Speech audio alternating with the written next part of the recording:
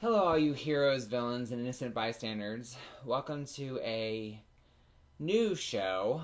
Um, Formerly A Girl and Her Unicorn. Unfortunately, with Jenny's passing, I've contemplated not doing the show again.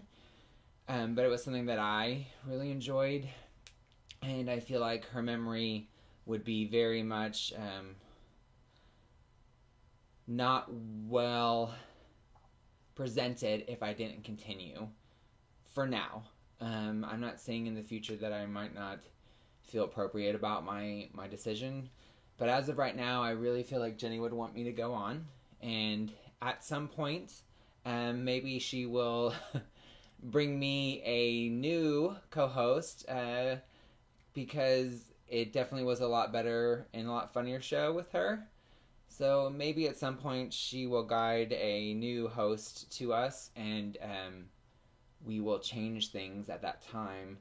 But as of right now, I really want to continue on, at least with myself, and see if I can't entertain you for a little bit with my opinions, which are really non-solicited and total spoilers. So if you haven't read your books for the week, please stop the video, read your books, and come back. At some point in the description, I'm going to get all of the times for the books that I'm going to talk about today. And also, I'm going to try something a little bit different today. We're going to talk about some stuff with that I read online, because I usually talk about the stuff that I get in hard copies, and I don't always talk about the stuff that I read online, because I read many issues that are besides the stuff that I get on my pull list. So for right now, let's go ahead and get to some books. The first one I'm going to do is Uncanny X-Men, which it is their new number one. It just came out, and they are restarting the Uncanny. The Uncanny X-Men has been around for many, many years, so obviously it's not quite on number one, but they're starting with the renumbering, which comic book companies love to do. And this is going to be the new Disassembled. This is the first part of that one. The writers, they had several on this. They had different stories in this one, which I kind of like. Normally they have one main story, and then they usually do reprints of older issues. But this one I actually liked because they didn't do that. They did a main story, and then a secondary story, or three secondary stories that tied together to be one big story, also tying in a little bit of the beginning, or that main story. So Ed Brisson was one of the writers, Matthew Rosenberg, Kelly Thompson, and they all did different sections of this. They also had different artists. So the main story, the first one was Mohamed Asar, which I loved him on some of the other books. I think he did X-Men Red for a little bit. And if I remember, he did Dynamo 5 a while back, which I really, really liked his artwork on that one. And I have to say his artwork has definitely improved over time. So let's start with the first story, with the core story, which it starts off with X-23 killing off Multiple Man, and then the big fight ensues, and there's a big splash page where the X-Men are fighting Multiple Man. Ends up Jean is dreaming this, and it's kind of like a foretelling or a future vision that she's had. So she ends up kind of waking up and is like, "Where's Kitty? Where's Kitty Pryde? I need to talk to her." She goes to the X Mansion trying to look for her, and she is on a mission with some of the younger X-Men, or the X-Men Light, and they as they're on the mission, Kitty's powers go kind of wonky. She phases through the Blackbird, and the Blackbird crashes with the young X-Men on the plane. It then cuts to a scene where Beast and Storm are trying to figure out what this rain is in Africa. And they obviously figure out it's not natural. There's life that's been in this rain, or this water that's been there for years, but it's actually only started a while ago. So Beast is trying to figure out what's going on with that. Meanwhile, at the crash site, you find out the X-Men obviously didn't die, or the young X-Men didn't die, and they run into the Mutant Liberation Front. So a little funny quipping that they had in the plane was they're going to fight Four-Arms from the Mutant Liberation Front, which is pretty funny. They kind of make fun of him. They're like, what's the sidekick, Tricep Kid? They kind of made this really funny joke, and so that was really neat to bring in this older character. Four-Arms been way back when they had the Extinction Agenda and some other stuff that they did. And so it was kind of funny bringing these characters back and making them kind of a joke. But then when the X-Men try to fight them, they take down the young X-Men and almost beat them. But then comes back up, Polaris, Nightcrawler, and X-23 come in, and then Polaris throws X-23 at them, and next thing you know, they're all done. So that was a pretty cute little fun alternative adventure that they did that I thought was kind of neat. I really liked the characters they played on there. The wording that they had was really cute. So that made for a fun read. Then they cut into there's a senator. There's a new vaccination against the mutant gene, which they're trying to stop. The X-Men are trying to stop. So they're at this gathering where the senator's talking about why should have this vaccination. What's the good part about it? Obviously, Jean's getting ready to go up there to talk in Kitty's place because Kitty's not there, and Multiple Man shows up and he starts just spitting out all this stupid stuff. And Jean's like, "Why are you doing this to me? Why?" Which I think Jenny would found really hilarious, because she's just so befuddled from Jamie trying to figure out how to say these things, but he's obviously trying to stop something that he knows is coming. So there's this things where he's like, "I'm too late," or "I'm not there." So they kind of foreshadow some of the future stuff. But it was pretty funny dialogue. They show the X-Men are trying to make sure that the young X-Men are okay. Some of them are injured, and they see that Jamie is or Multiple Man is talking at this gathering. They try to stop him, and then all of a sudden, all these Multiple Men, his clones, are starting to come in, and they start to attack. And so the X-Men help stop them. There's a big crowd. Psylocke whips out this new shield and sword thing that she kind of calls her telekinetic weapons, and so that's kind of fun. Jean Grey helps, but then the Senator gets teleported away along with a lot of the Multiple Men, and so everybody thinks that Jean Grey's destroyed the Senator, and she's like, "This isn't true." And then it cuts to where Kitty Pryde and the Senator are at, and they are stuck in this room, and they're tied up. And then the last scene is, spoiler, but it's Apocalypse tied up in this big giant crucifixion X, which kind of harkens back to some of the other old X-Men stuff.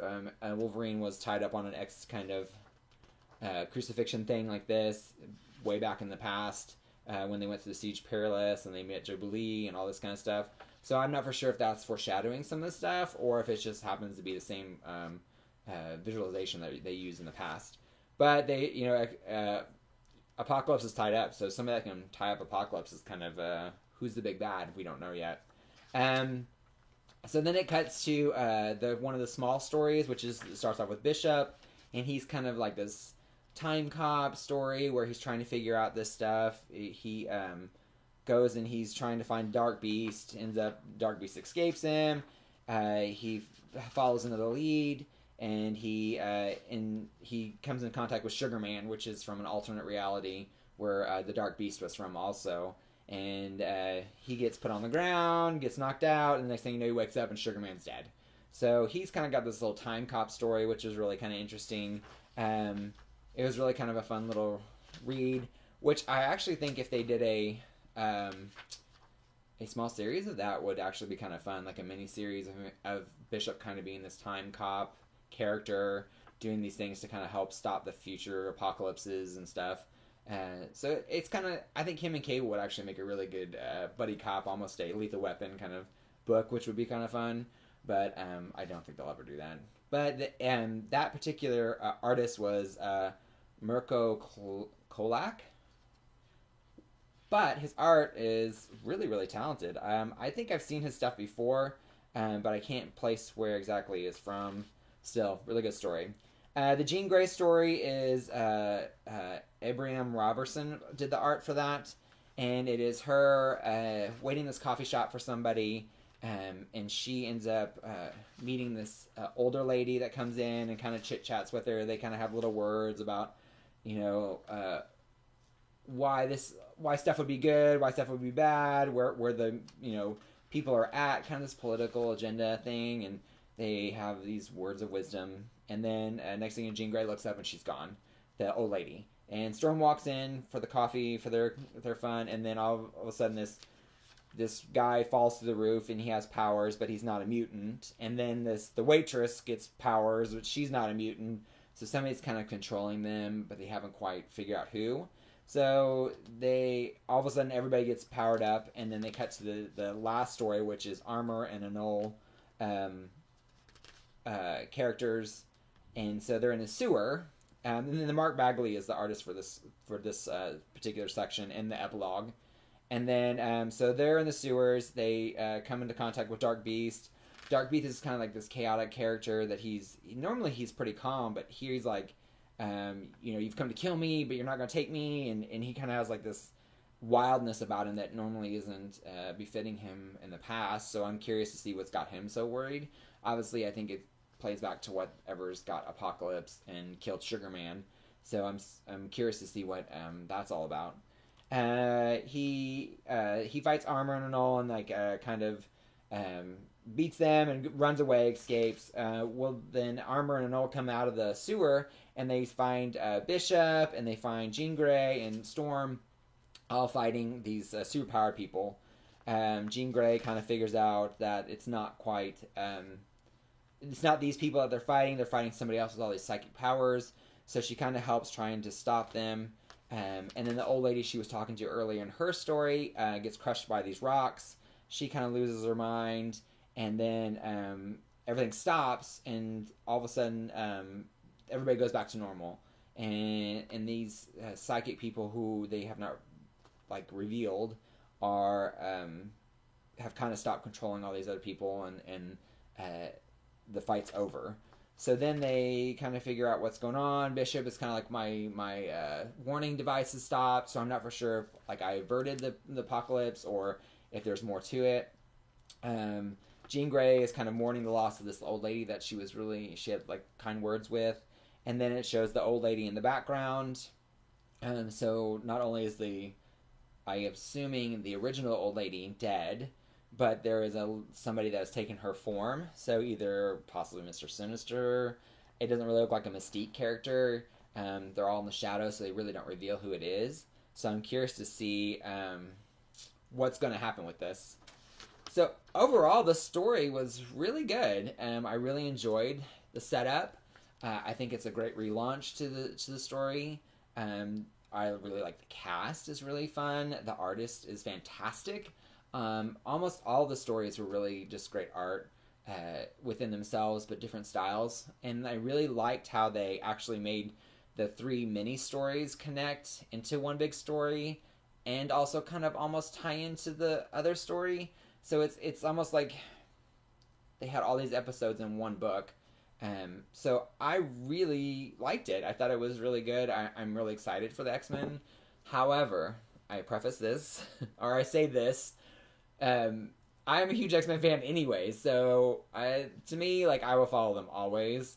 But I really have hope for this arc, that I'm hoping that they can continue with this kind of momentum and have some really good stories in the future and see where that's going to take them. So I really liked it. So I give this probably, I would say a 5 out of 5 unicorn horns for myself, just because I am a huge X-Men fan. If you're an X-Men fan, I think you'll really enjoy it. The characters are really fun. They're all the characters that you kind of like, that are kind of interesting. So I'm curious to see where it's going to go. If you're not a huge X-Men fan, you may still like this one, just because it is kind of a jumping on point. You don't need to know all the characters. You kind of will learn them as you go along, hopefully. But in this book, you don't have to know a lot of backstories, so that's what I also kind of liked. So I really like this one. So this was a really good read this week. My second one I'm going to pick is going to be Mr. Miracle. This one is in honor of Jenny. Jenny is a huge Tom King fan. She's also a huge Big Barda fan. So we wanted to finish the series. I wanted to finish the series for her. I was reading it also, but she was really, really looking forward to this, and unfortunately she did not make it to the end. So I read it for her, and I have to say it was pretty good. Let's see. So for the Mr. Miracle, Tom King is a writer, And Mitch Gerardis is the artist, and he has been with it all 12 issues, and so has Tom King, and they do these 9-panel pages, which Jenny really loved, and I find kind of fun. But it really helps with Tom King's writing. His pacing is just so interesting. Like, he has a way of placing things and writing dialogue that is kind of really fresh and relevant. It doesn't feel out of place with the time of the book. It doesn't feel out of place with the characters. I really think he has a really good grip on them. But in this particular issue, it starts off with Mr. Miracle getting set on fire, doing one of his escapes, and then it cuts to Barda waking up, and Scott's gone, so she hears the shower going. She finds him in the shower. He trims his beard. He's kind of talking to these... Throughout the book, he talks to people that are supposed to be dead. And so they each kind of tell him different things. Granny Goodness is like, you're dead. You know you're not here. All this stuff, and he kind of is battling with this. What it seems, he's battling with these people to figure out what his reality is. It cuts to Barda trying to find they have an appointment, so they're trying to feed the kid and feed Jake, and they have some pretty funny dialogue. Then they're going to an appointment on Apocalypse, but then they have to be back in time, so they're like, we have to hurry. And she mentions, Big Barda mentions that Scott shaved. She goes, you shaved? And he goes, yes, I really like it. So they're going through a boom tube, and the next thing you know, they show up and they're like making out, and Light Ray is really disgusted, and Big Barda just tells him to shut up, and it's pretty hilarious. Big Barda fights Agent of Apocalypse and just knocks him out. They kill Darkseid in the last issue, so this issue's kind of it's kind of a free issue. They kind of, it's about Scott talking to these people in the past, and they end up finding out that Barda is pregnant again with a little girl this time, so they name her, and they go through, and they have like these really cute moments. They really have these family moments that are true to not only life, but like I said, really relevant. Like it's really how I feel. Not only have I seen people act in the past, but how they have the people in these stories have functioned, like the babysitter and the doctor, and they're just these extra characters they have really fit well into the story and written so realistic. Scott has a talk with Darkseid. It's really, really good wrap up. Unfortunately, the only thing that I would complain about is that I feel like the last issue was more of an ending than this issue. This issue was kind of I don't even know how to describe it. It just really didn't feel like an ending book, but it was like almost like an extra book that they threw in at the end to kind of show like how the future looks. And they still kind of hold on to that. Is Scott dead? Is he not? Is he crazy? Is he not? They really don't say definitively one way or another whether he's one way or not. So I feel like there's a lot of probably Easter eggs in this book that I don't quite understand, or that I didn't get, or I didn't pick up. Sometimes I feel like I'm not smart enough to read some comic books, and this probably is one of them. I still enjoyed it, but I don't think I caught all the little nuances that probably a lot of people do that are big fans of Mr. Miracle, or big fans of Tom King, or that are a lot more forward thinking than I am. With that said, I still really enjoyed it. I liked the book, and they kind of hinted that there might be a new series. They said that this book is ending, obviously, but there might be a new series in the horizon. So I'm hoping that they do that, because like Jenny, I really love the characters. I love Mr. Miracle. I love Big Barda. They're some of my favorites. I've really grown to like Tom King's writing. I've really enjoyed him on this one and Heroes in Crisis. I'm not a huge Batman fan, but I did start picking up Nightwing and a couple other books in Jenny's honor to kind of keep reading them to see where they're going to go. because I know she would want to know. So some of this stuff I've really kind of started getting into recently, but I really like Tom King, the way he writes and his 9 panels and just his idea of what people talk like, which I think works really well. And the art is oddly, I wasn't a fan at first. Like the first issue, I just couldn't handle the little like staticky panels, and I feel like the coloring was a little muted and just didn't seem as poppy for me. I have to say, by the end of this series, like I really don't see anybody else that could draw this book. The realism is there, the little nuances with him cutting his beard off, and it's just this beautiful panel where it's like him cutting this, and you see the hair falling off, and it's just, they do really, really well, and they really do well with making Barda realistic. Like she's not a small, like she's not like tiny. She's kind of this muscular woman, but they make her, very fit and like still very beautiful. He just does so well. I think Mitch is a true talented artist, and not only for his comic book work, but I could see where his art would translate well into other mediums. So even if you're not a huge Mr. Miracle fan, picking up this series is just worth it for the art alone, to see how it progresses into this amazing muted palette of a book realism. So I give this probably a 5 out of 5 unicorn horns also.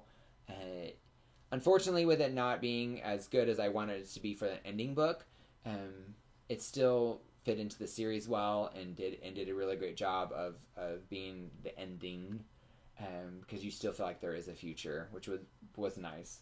So all in all, really good book. If you get a chance, read the series. It's 12 issues.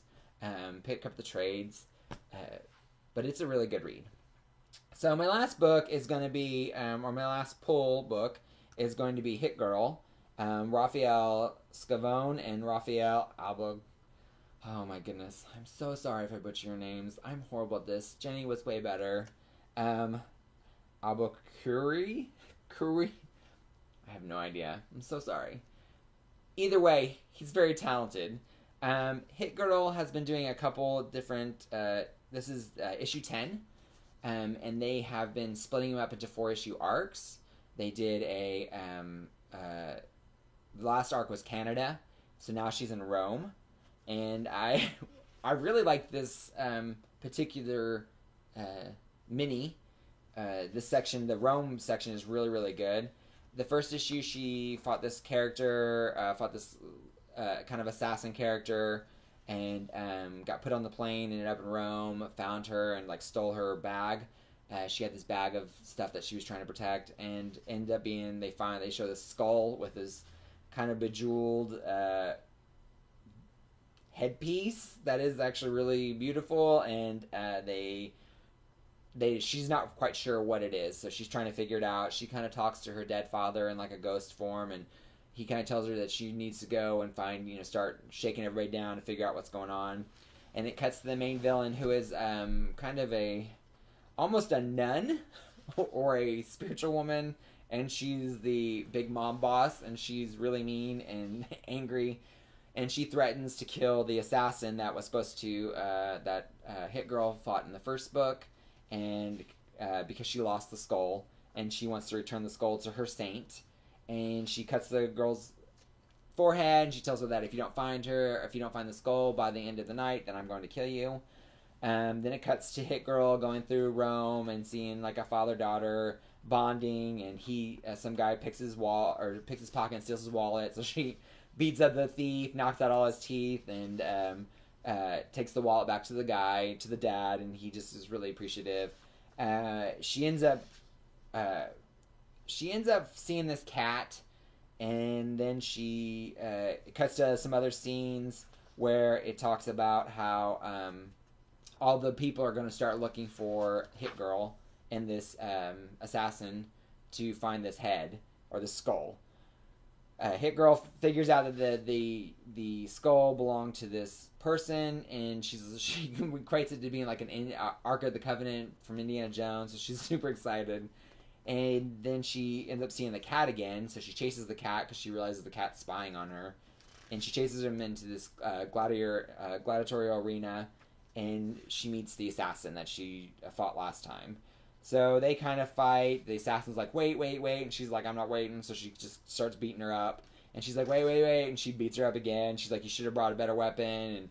And finally, she's getting ready to kill the assassin. And the assassin's like, my father's life is in danger. If you don't help me, then my family's going to die. And that's the end of the book. And so Kick-Ass didn't kill her, or Hit Girl didn't kill her. She's obviously played on her emotions. So I'm not for sure if they are going to, if the assassin really is trying to protect her father, or she just used that for a way to get close to Hit Girl. But either way, the story is pretty good. Obviously, it's the second book in the arc, so it's kind of a weird jumping on point. But it's not hard to catch up with it. But overall, it's still a really solid book. Like dialogue's kind of funny. The characters are fun. Hit Girl is just so outrageous, but still like rooted in realism. So they kind of make her. It's kind of just a fun combination of how they've done it, and so I really enjoyed the book, and the art is fantastic. This particular artist, the past two little minis, they had different artists, and so this is a new artist, and I really like it. It almost reminds me of a Joelle Jones kind of art, very almost cartoony, but not, sort of somewhat realistic.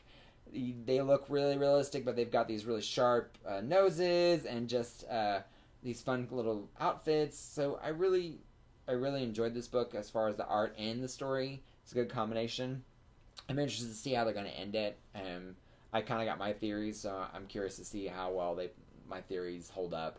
But it's a pretty solid book. I'd say 5 out of 5 unicorn horns also, which is really weird because normally I hate and have my pull list. But this week I actually had some really good reads, and so I got really excited about that. I really like that the Uncanny's starting up again and seeing where they're going with that. But that would be my picks my picks for this week. I'm going to go ahead and go through my pull list really quick, and then I'm going to look on some of my digital stuff, and I've only read a couple of those off of so far this week, but I got a couple more that I'd like to get into. Wonder Woman is Wonder Woman number 58. It's coming off the end of The Witching Hour, which I really, really enjoyed. It was actually an interesting twist that they've made, and it's almost like they just left it. I really felt they could have done something with The Witching Hour aftermath, and they just chose to start this new arc, which is fine, but it was just okay. I was really excited about maybe seeing what's going to happen with Wonder Woman with this Witching Hour stuff. And nothing. They don't mention it at all. It talks about, I guess, Ares is back. Steve is missing. Ares is back. It's back to the stuff that it was before. So, I don't know. It was okay. 3 out of 5. The art was interesting. Again, it wasn't my favorite art. It was just fun, and there are some really great panels in here. So we'll see where it goes. But I was kind of disappointed in it, but still, it was a good book. Supergirl number 24. This is Supergirl went back into space. She found out Krypton was actually destroyed and not or they were murdered Krypton. It wasn't like destroyed by natural disasters. So she's trying to find out who killed and who was complacent in this whole like murder of Krypton thing. So she's out in space with Krypto, and she meets a guy from like a Brainiac guy from Colon, and they have a little battle. It was okay. I was actually enjoying the series. This one just feels like a filler to get her to the next point and to bring in these other characters. It's okay. Yeah, I'd say 3 out of 5 unicorn horns. Fantastic Four number 3. I was slightly disappointed in this book. I was really looking forward to Fantastic Four coming back, And the first two issues were kind of really good. I really enjoyed them. I was excited. The number 3 is almost like they wrapped it up. Oddly enough, they wrapped it up too fast. It was they bring in all the Fantastic Four people and they fight the bad guy and it's done. So, and they don't even like fight the bad guy. It's more of a metaphysical thing. I was just really disappointed that I didn't think it was the best wrapping up.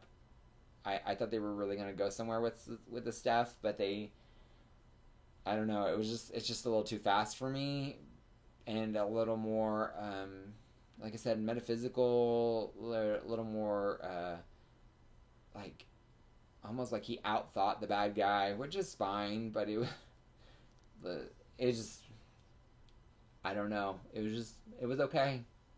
I give this one 2 out of 5. I actually enjoyed the first 2 books in the series better, but number 3, I give it 2 out of 5. Unicorn Horns.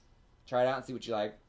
Domino number 8. I really love this book. Gail Simone has been really doing, like, for me, knocking it out of the park. The art is fantastic. I really like all the costumes they do. Like, if they are in the water, they do like water outfits, and it's not. It looks like they give thought to that. So Diamondback's outfits kind of look consistent.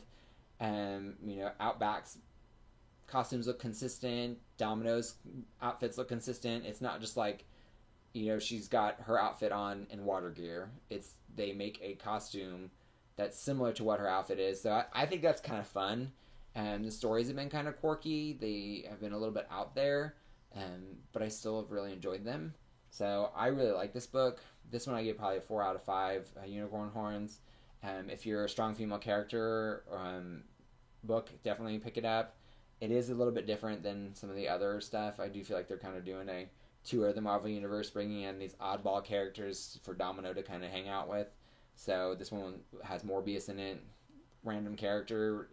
So it's like, why is he there? But still, pretty good. 4 out of 5 Unicorn Horns. Avengers number 10. So sad. Jenny would be so disappointed. She loves She-Hulk. She loves She-Hulk. She loves She-Hulk. I don't even know. Like, this one was actually a little bit better than the other ones have been in the past. It has a little bit more of a direction, but not really. I just don't even know what's up with this book. They are just kind of doing whatever they want to do, and I guess it's okay. Not a fan. 2 out of 5 Unicorn Horns, but I'm gonna try to hold on anyways and see where they get. Probably 2 more issues, and then I'm probably gonna be done with it. Unfortunately, I usually try to get to 6 or 10 or 6 to 12, so that way if I ever wanted to pick it up again, I could pick up at the next trade. So they have 2 more books to wow me, but it's not looking good. Unfortunately, sadly, because I really like the cast of characters, but they're just not doing. I don't even know what they're doing. Like, it's such a weird book. So that was the rest of my pull list. But I did also get to read some other books on online, or I downloaded. I did Artifact 1. It's the 2nd issue of that series. I thought it was going to be a little bit different book than what it was. I went on a trip last weekend, and unfortunately I downloaded a lot of stuff, and that was one of them, and I was not impressed. I really was hoping it would be something a little bit different. They're making it more to be, I thought it was going to be more magical, and that she was going to find artifacts that were going to help her save whatever she's trying to save. It ends up being more of I almost feel like it's a Star Trek story where she is on a different world and they have come in contact with Earthborn things. So she, at the end of book 1, she finds this artifact and it ends up being like part of a NASA ship. It has the NASA symbol and it's metal. And so she's trying to figure out what this is from, because obviously it's not from her planet. And but she ends up, her and her family get marked as heretics. They kill her father. So in the 2nd book, it's kind of her trying to figure out what this artifact is from. She finds this guy that sees these cave paintings, and I feel like the premise of the book would have been different. I might have liked it a little bit more, but I don't know. It's just not. It's not floating my boat, unfortunately. Number 2 wasn't that much better. It was kind of an oddball issue, anyways, because it didn't really flow from number 1. It just kind of, it was almost like they did like a 5 years later thing, and it just didn't work for me, unfortunately. So I gave it a 2 out of 5 unicorn horns, because the art's really good, and maybe it might be your thing. Maybe you might enjoy it, but I just don't. It didn't quite catch me that well.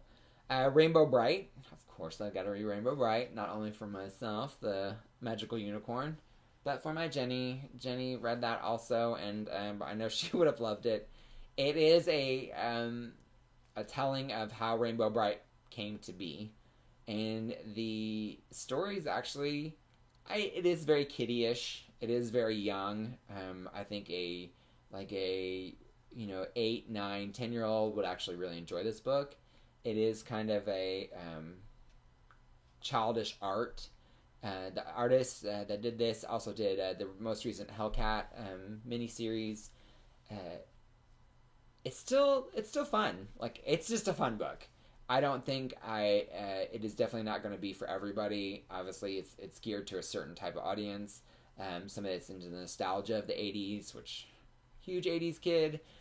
Also somebody that has, that very childlike wonder anyways, and those fun little 80s themes were just, Rainbow Bright was a big, huge one of them. And so this is kind of an interesting story to see how she came to be. So it's kind of fun, and it's enjoyable. If you get a chance, try it out. I give it probably a 3 out of 5 unicorn horns, just because it isn't really meaty. There's nothing really big and deep about it. But it is still a fun read, and I actually don't mind downloading it and breezing through it. It is fast read too, so if you need something just to quickly look through, but it's definitely going to be for a certain audience. And then the Daughters of the Dragon #1 came out, and that is a digital download, I think, only. It actually was pretty good. I like the Daughters of the Dragon. They had a miniseries a couple years ago. I really love the characters. Misty Knight and Colleen Wing are both really fun characters, and I think this book does them justice. The art is not my favorite, but it's still bearable, and it actually, the particular artist did Ultimates 2 a while back, and a couple other books. His art is just very super sketchy, and it's almost like there's just an odd look to it. Everybody looks very pencil, like almost elongated, like somebody took a pen or took hands and just pulled everybody long, and it's not my favorite. It's still good though, and I feel like in this book is a lot more clear for his art than the ones in Ultimates. Ultimates is very, very hard to see, and sometimes is very confusing. This one he does really well with the making it a little bit cleaner. So I'm not for sure if it's a different inker that's kind of cleaning his art up, or if he's actually progressing. But I liked this particular book with this particular artist a lot better than I have his ones in his past. He also has another one out, like Electric Warriors, I think is the name of it. That is the same artist, so I'm not for sure. I haven't read that one. I've got it downloaded. Haven't read it yet. But I'm interested to see how that turns out. But Daughters of the Dragon is really fun. It is a very Daughters of the Dragon story. The dialogue has at least something to be desired. There's a lot of... I feel like the dialogue is a little bit older. She calls them she has like this very hippie dialogue. Or Colleen has this very hippie dialogue when she picks up these kids. So it's really interesting to read. I don't know if it could be off-putting to some people, but I kind of found it a little fun. Colleen is kind of just this quirky character anyways. So I don't know. Like, I really love the connection between her and Misty Knight. They have a really sweet connection together. So I'm really hoping that they continue down this path and they can actually write some really good Daughter of the Dragon stories. And I hope they bring in other characters. The last one they brought in with... they had several characters that were kind of second-tier characters, and they made them kind of cool. But that was the end of my reading for this week so far. I still got plenty to read until books come out on Wednesday. But until then, I really hope you continue to watch my videos and enjoy. If you have comments, please leave them below. Let me know what you think about my books that I talked about. If there's something that I'm not reading, let me know, so maybe I can pick it up or download it at some point and see how. I'd love to hear about new books. If you don't agree with my opinions, let me know why. I love to hear other opinions and other sides of the story, because sometimes I'm a little biased towards books. But until then, I hope you enjoy the show and stick with me until things can find their place. And unfortunately, Jenny will be sorely, sorely missed. But I hope I can do her justice. And like I said, I hope some point maybe there will be another co-host that she will send us, and I will be back to a normal show. Until then, I think I'm gonna also rename the show. So we'll see about that. I'm throwing some titles and seeing if I can rename the show, just because it is a little bit different. But until all those changes, I hope you stick with me, and if not, I hope your pull list is full. Bye.